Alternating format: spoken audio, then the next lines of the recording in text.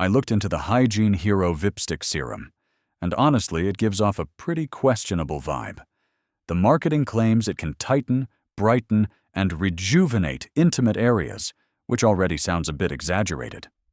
The website uses a lot of flashy language, but doesn't provide real details about the formula, clinical testing, or ingredient concentrations. That lack of transparency is the first red flag. The product photos and packaging also match the design style of many short-lived beauty brands that pop up online. Slick visuals, but not a lot of substance behind them. When I searched for real reviews from verified buyers, almost nothing came up outside of promotional comments.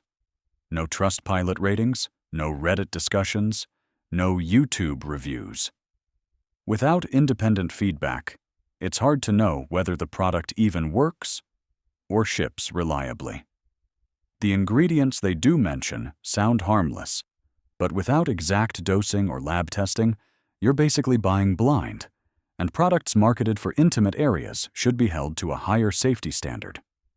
Overall, nothing proves the Vipstick Serum is a harmful product, but everything about it feels vague and possibly overhyped.